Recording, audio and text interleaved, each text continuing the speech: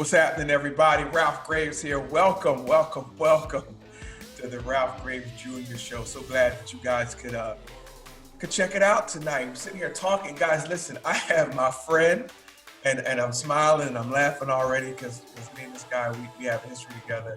None other than comedian Chris Clark. What's up, man? What's going on, brother? Man, listen, thank you, man, for being a part of this podcast, this video, man. And just want to welcome all the listeners on Spotify, all the viewers on YouTube. This guy is one of the one of the funniest guys I know, but a phenomenal comedian, playwright, actor, podcaster, radio show host. Listen, I'm just honored to be in his presence that he decided to come on the show today.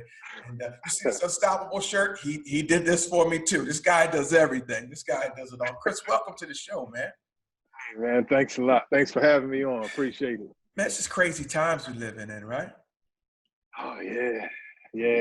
I don't know. I mean, it's crazy, but the people that like they say, only the strongest survive. Yeah. And the people that's hungry, they make it do what it do. I saw a meme the other day that said if you would have 5 years ago, someone asked the question where you see yourself in 5 years, none of us would have guessed this right now. Nah, I wouldn't have said at home. Yeah. Man, listen, you're a comedian, playwright, doing some great stuff, radio, TV. And I know the comedians have made some adjustments during this pandemic. How has it affected that for you? Comedy. How has it affected comedy? Let's talk about that. Yeah, it was all right in the beginning when it first started happening, but I want to say maybe 30 days in, it started to get real hard on the simple fact that I like to be on stage. Yeah. And to have that taken away from me, man, it was difficult. I just had some conversations with my wife, getting not necessarily depressed, but getting down, just trying to figure out, what's my next move, and praying to God, what can I do this time away from the stage. And that's how I got into doing, little funny skit videos and stuff. We're starting to do more of that. Yeah. But yeah, it's real hard. I had a lot of shows got canceled. Yeah. Had to get some deposits back. So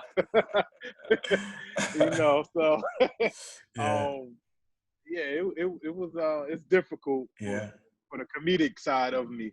And you got to stay relevant. With comedians, you got to stay relevant in this time away.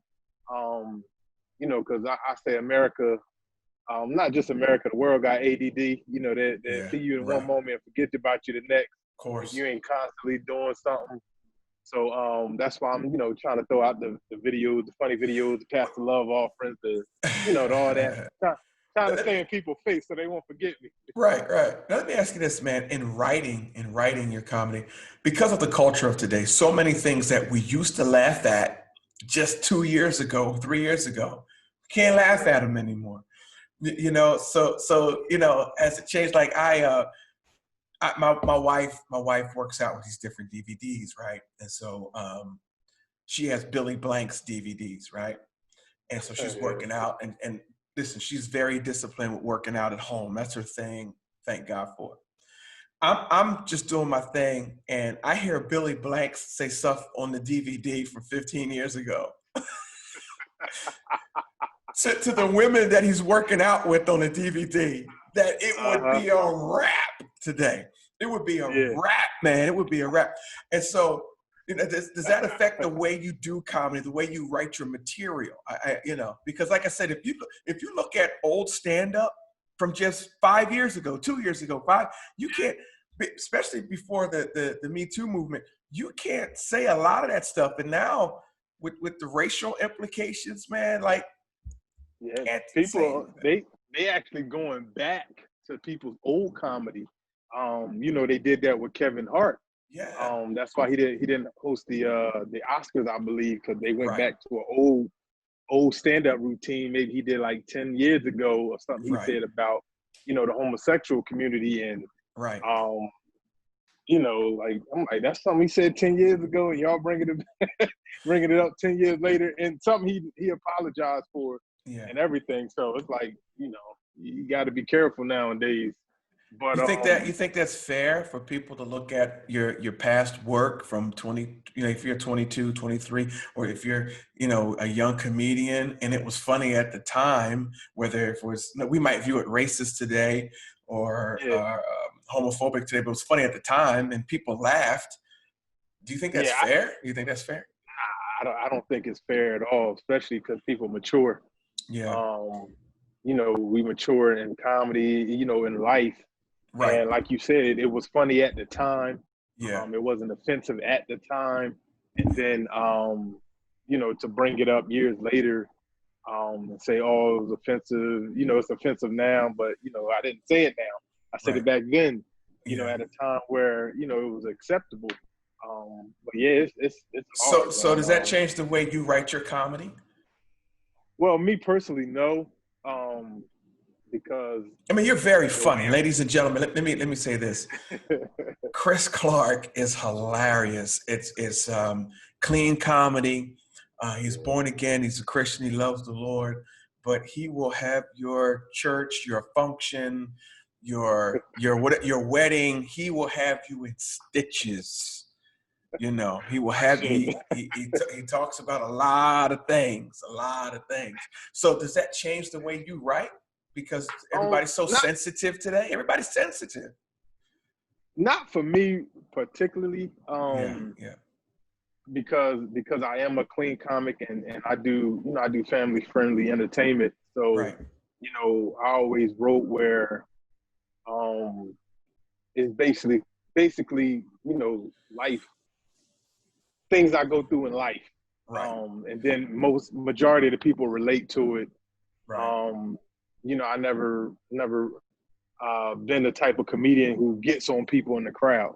Okay, I always say, you come to see the show, you ain't come to be the show. right. You know what I Okay, mean? yeah, So, yeah, so I always had that in mind. Where I can reach the people but not offend the people, and then, might this might sound corny or whatever, but I do. I ask God, I'm like, God, give me what to say, and sometimes it might be a yeah. joke that some people might think is on the edge, but I mean, it's not.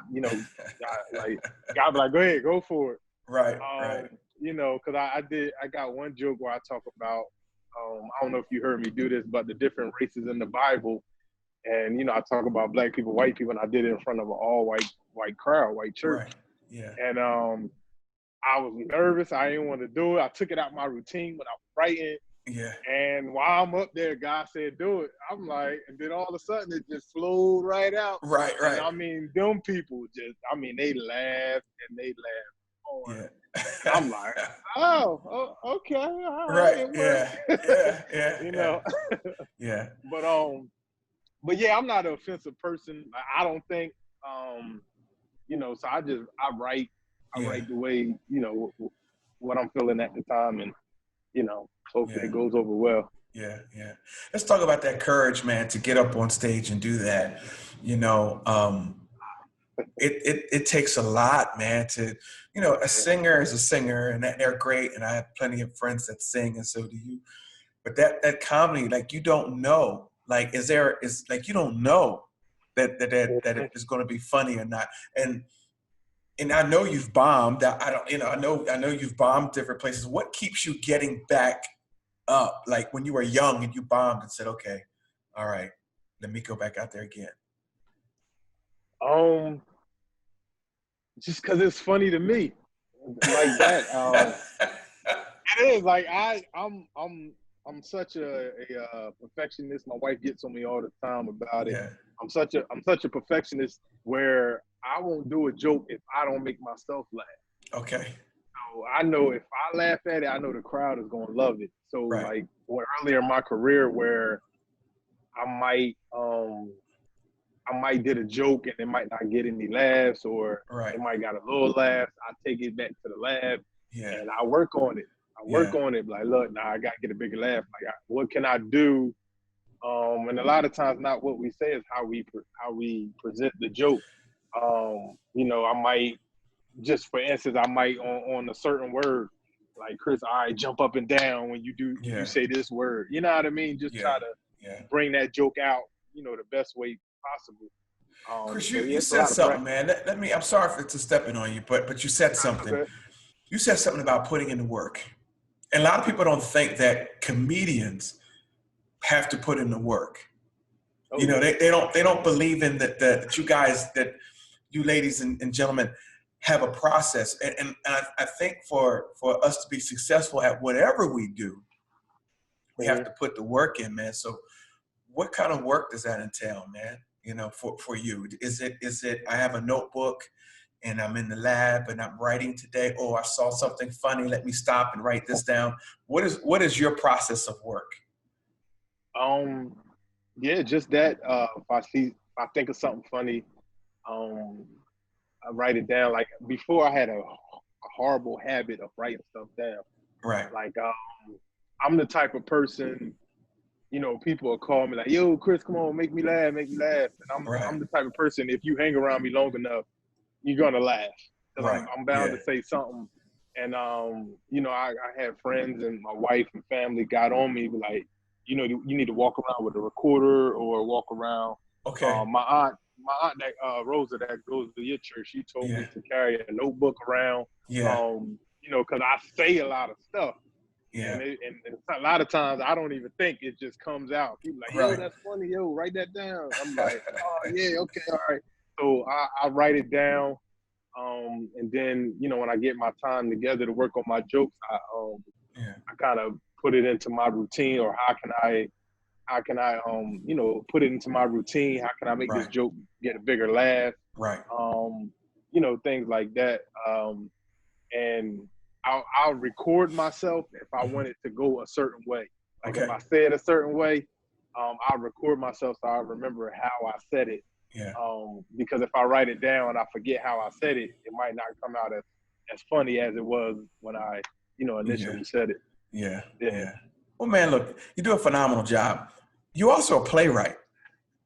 You're Yes, also sir. a playwright, Yes, sir. and you I just saw one of your plays. You actually brought it to my church. It's called Yeah. I called The Old, Yes, sir. and it's a phenomenal play, ladies and gentlemen. Get in contact with him, and when we're out of this pandemic, have him come to your facility. What was your inspiration for that, man? And where do you find inspiration to write these plays? I mean, you have some phenomenal plays, man. Thank you. Well, I called The Old was actually, I'm a member of the drama ministry at my church. Right. And I actually wrote it as a skit for Okay. drama ministry. Okay. And for some reason, I couldn't tell you. If you offered me $1 billion, I could not tell you why I didn't turn it into the drama ministry leader. Wow. My mom called me and they wanted to do a fundraiser at their church, and she wanted to, you know, they wanted to raise some money. So she asked me, you know, she didn't want me to do stand up, because I did stand up at their church before. Right. And so I suggested a dinner theater show. And, you know, long story short, I went back to this particular play I called The Old. Mm-hmm. And I actually just expanded it to make it a full play where they can eat dinner. And I got the inspiration from just thinking about my grandmom that passed away, going on 10 years, and some of Wow. the older generation Right. that's in my life, and, you know, been influential in my life. How you know, they growing up, they told me certain things to try to avoid because they've been through it. Yeah. And that we, as a younger generation, sometimes we don't listen, or we figure, oh, whatever, they don't know what they're talking about, they old. Right. And you know, in the Bible, and then the Bible talks about, you know, how he called the old because they're wise, he called the Yeah. young because they're strong. Yeah. So, and what God gave me, he always give me a little piece of the Bible and then let my imagination run wild. So, Yeah. you know, with this particular play, I got the 6 elders, and they each got into their own story, how Right. they went through something and how they're trying to help out, you know, a younger generation. You know, you've seen the play, and they It was a just like, great oh, I play. didn't, Great yeah, play. you know how they like the younger generation. Oh, I didn't know you went through that. Like, yeah, I went through that. It may not be Yeah. exactly the same situation, Right. but it's in that area of what you're going through. And you know, if you sit down, what I want the audience to get is that you actually sit down and listen to the older generation. We can avoid a Sure. lot of headache. Sure. We can avoid a lot of heartache and mistakes and stuff like that. Hey You man, I'm know, telling you, I can act. I need a little cameo on one of your plays, man. I got you. I got you. You got me. I, I I need got I you. need a cameo on one of your plays, man. You know, I Yeah. mean, just give me a short part. You know, short part. You know, at the end. At the end. You know, we can use auto tunes if you need me to sing. You know what I'm saying? You could be Pastor Love offers bouncer or bodyguard. Yeah, that character, he's something else, man. He's something else. And guys, if you haven't gone to Chris, what's your YouTube channel? And where can they find some of these characters before we move on? Let them know. My YouTube is comedian Chris Clark. No, I'm sorry, Chris Clark ENT on YouTube, or you can go to my website, chrisclarkcomedy.com. I got Okay. all my YouTube Okay. videos on there as well. And they can follow you on Facebook and all this kind of stuff. Yeah, follow me on Facebook, Instagram, at Chris Clark Comedy on Facebook and Instagram. Okay. Okay. Now listen, you're a husband, you're a father. How tell me about the kids, man. Tell me how they feel about their dad, you know, doing the things he does and the different characters. Which one of your children is going to pick it up, and which one of your kids are like, dad's corny? It's weird. It's funny because they all got a little piece of me. Right, right. That I see, but I think my youngest son Isaiah, he's got my personality the most. Yeah. With the characters and even his imagination. Little stuff he does, you know. Now stuff I used to do around Right. his age and stuff like that. But they see me because I'm at home in my garage, and I usually do my skits and stuff in the garage or Right. in the laundry room or something.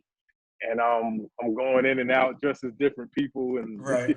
you know, each character got their own wig or own teeth or something like that. Yeah. They Yeah. go back to love offering. Yeah. They go to Tide Cop. Right. But like my oldest daughter, she just graduated 8th grade, get ready to go into high school. She actually Okay. wants to take up TV production and Wow. stuff like that. Good. My youngest son, he was actually in I Called You. He was the I little boy saw that ran him. out at the end. Yeah. Yeah, he you know, he wants to do a little acting and stuff like that. And then my oldest son, he's more behind the scenes. Right. Right. So and your wife is active in it as well. It's a family affair. Yeah. She played one of the nurses in the beginning. Okay. She's also the makeup artist. She does the special effect. The lady that had the black eye, you know, my wife did all that. Wow. So, Wow. Hey, yeah, man, so, it's out, man. Listen, you guys are doing a phenomenal job, man. You're doing a great job, man. And, you know, I just want to encourage you to keep going. Now, what would you tell some of the audience that wants to break in or how would they break in on something like this? I mean, talk to them. They may be stuck in developing content. They don't know where to start. Talk to them, man. On the playwright side, well, Yeah. playwright side. Well, you got to create a story. And what most people like about a story is 2 things. It's funny. I actually taught a class on this earlier in the year.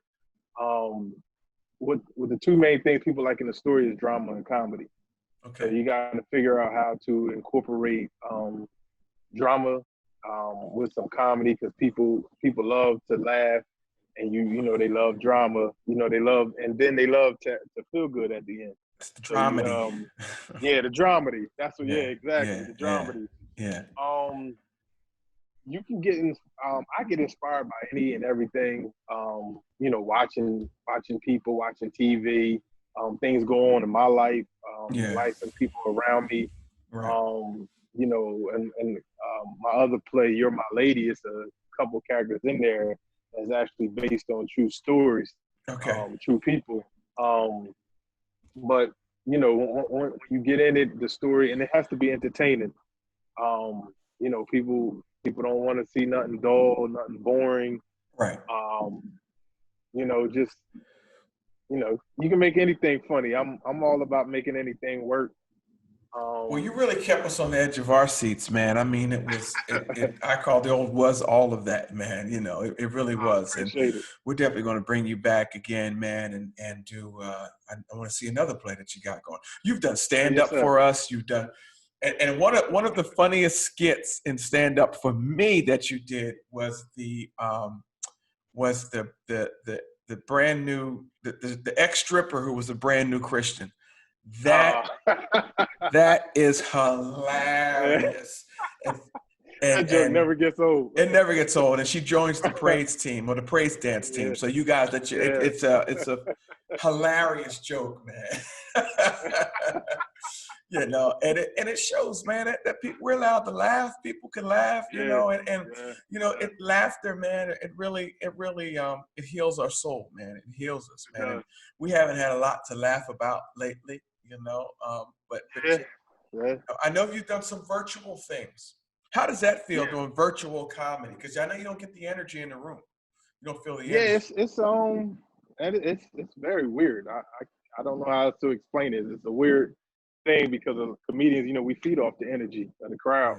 Yeah, yeah, And when I'm doing, you know, the Zoom comedy, you know, everybody's on mute. right. So all you can see is the faces laughing, going back and forth. So you got to try to, you know, feed your energy off of that. Yeah, yeah. So however long you're doing, you just got to have a hard set. Like there's no pausing for laughter. Who's your There's none of favorite that. comedian? Who's your favorite comedian, man? Today. Cedric the Entertainer. That's Yeah. my guy right there. Okay. Yeah, that's my Okay. guy. All right. Okay. That's All my right. guy. Yeah. Yeah, Cedric's funny, man. Cedric's funny. yeah, I like them all, man. I like the laugh. You know, yeah. right now for me, Chappelle is hot, man. Oh Um, yeah, yeah, you yeah. know, He's my number two right now. yeah, yeah. Cedric, Kevin, a lot of them guys, man. I was watching this guy on Netflix the other day. I'd seen him before. Oh, you know, we watched on HBO. I probably shouldn't say HBO till they start paying me, but we watched her. Yvonne Origi. She plays on that Orgy, show. yeah, yeah. Man, that was funny, man. Funny story. What's that? Yvonne used to open up for me. Are you kidding me? I kid you not. I got the DVD right here in my house. What? Yvonne used to open up for me. We did a couple shows together. I think the last show we did together was in New York. It was me, her, and Joe Recca. God rest his soul. Joe Recca passed away last year. Okay. But yeah, I've known Yvonne. Me and Yvonne actually started out together. Okay. We started out together, and I Wow. met her when I used to do the DC circuit, Okay. and you know, somebody was like, "Oh, you should hook up with Yvonne Orgy, Right. my man Sean Sarvis down there," and you know, yeah, we've been friends ever since. So Wow. yeah, that's Wow. my girl. Wow. That's cool, man. That's cool. So you'll be opening for her. She'll be opening for you. You guys gonna go Yeah, back and forth. yeah, Yeah, man. yeah. But she had a great special, and I know you're happy for it because I see that in your I am. future. I know that's going to happen for you. I know that's Appreciate it. going to I'm happen for looking you, forward to it. and I just want a front row ticket. That's all. I just want a I got you. VIP section. You got to come hang with me backstage. Oh, no doubt, no doubt, no doubt, man. You could tell everybody, listen, he's my bodyguard, but he can also preach. He's a pretty good pastor too and preacher. Oh yeah, oh yeah. You know, but yeah, man, that's awesome, man. But you are Yeah. an extremely talented young man. The best is yet to come for you, man. It really is. It really is. You're an inspiration, man, to youngsters and to especially so many folks in our area look to you and look to you to bring an experience, and that's what Chris Clark does, man. You bring an experience to wherever you go, man. And I don't know if anybody ever told you that, man, but you do. You do. You know. Appreciate And that. I told you, and you know, some cats I thought funny, but notice they weren't my number one. Number one is Chris Clark for me. Chris Clark, comedian, to me is the funniest cat that I know on the planet. You know what I'm saying? The other guys are good to make me laugh, but you make me bust a gut, man, from the time you start to the time you go off the stage, man. So we appreciate that. And thank you. Man, I appreciate you taking out the time just to talk to us, man, and inspire us, man. And real quick, man, before we go, where can they find you, man? Where can they find you? Tell your website again. You can go to my website, chrisclarkcomedy.com. That's CHRISCLARK comedy.com. I'm on all social media, Facebook, Instagram, Twitter at Chris Clark Comedy. My YouTube channel, everything's linked from my website. You can see all my videos, all my characters. Yeah. I'm really trying to push them out there right now. So check me out.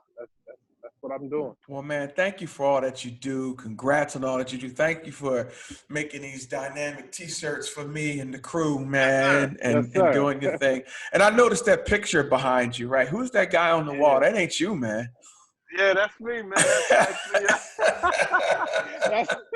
That's actually my first banner. I got a new one now, retractable. Yeah, that's my. I think I met you back then.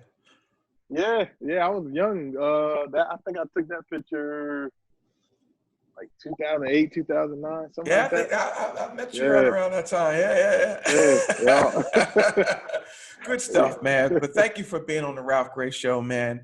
And man, we just, we just thank you for being a part of it. Keep doing what you're doing. Keep making us laugh. Guys, this has been Chris Clark, comedian. He's look him up, get with him, and let him come out and just brighten your day. Thanks, Chris. Oh, yeah. Thank you.